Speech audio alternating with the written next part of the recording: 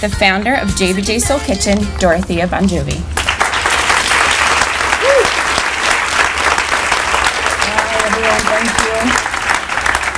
And of course, on cue, that train will blow the whistle as soon as I start to talk.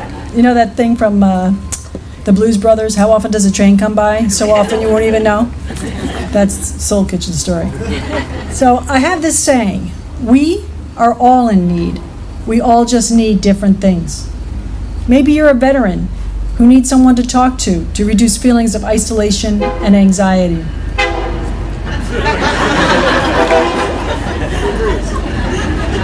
You can curse. Maybe you're an underemployed divorced mom and your kid needs school supplies and after-school care. Or maybe you're a young man struggling with addiction who needs some compassion and a hot meal without pity or judgment. When Jeremy first came to Soul Kitchen, he was homeless and had recently been arrested for possession of pot. I'm pretty sure he came to Soul Kitchen so it would look good at his hearing that he was volunteering somewhere. But he showed up every day, and anything we asked him to do, he would do. Then he would sit and eat with us. During this time, we learned that he had been struggling with addiction since he was a teenager, after being prescribed painkillers for dental surgery. His mother, who he lived with off and on, had her own lifelong battles with mental illness and addiction. We learned that life had not been easy for Jeremy. But do you know what else we learned? We learned that he was so smart and so funny, and he loved to cook. He kept volunteering and ultimately wore me down and worked his way into the kitchen. We hired him as a part-time prep cook. Jeremy worked hard and was proud to give back to his neighbors. Within 6 months, he moved up to full-time line chef. In early June, we were looking at culinary schools. Jeremy's dream was to buy a food truck, start his own business, and follow Fish, his favorite band, around, and sell healthy food out of the back of a truck. The plan was for him to start culinary classes at Brookdale in the fall. In mid-July, I got a call. Jeremy had overdosed, and it didn't look good.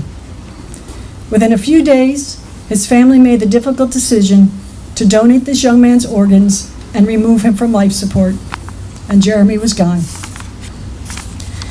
At Soul Kitchen, we see the unfairness of life and are motivated to make an impact. To paraphrase Senator Ted Kennedy, we live in uncertain times. Our future is beyond us, but not out of our control. As I look around today, I see so many partners, so many doing so many great things to help those in need in our community take back their control. This is not the work for the faint of heart. It is the work of those with big hearts, but also strong convictions. Compassion wrapped around tenaciousness and determination, not with condescending righteousness, but with sympathy and open-mindedness and open-heartedness. All you tenacious souls here today who day in and day out make our community a little better, a little stronger, a little kinder. We might not always succeed, and sometimes it's easy to get overwhelmed by daily events. But we all know that we need to work together for the little victories that lead to big victories. I'd like to thank you all for coming today and joining in our Day of Hope walk. The work you do is life-changing for the individuals you serve. Today, know that we see you, we see what you do, and I, for one, am humbled by your grace. I would like to thank the Mayor's Office for supporting this event 2 times, the Red Bank Police Department for their commitment to this community, a shout out to the Two River Theater, they are one of our great partners, and Father Al from St. Anthony's for their help today. I would like to recognize Mary Lou for organizing and planning the Day of Hope Walk, keeping hope alive. And to the staff and volunteers of Soul Kitchen for all they do every day. They are compassionate and tenacious souls, and I'm grateful. Thank you.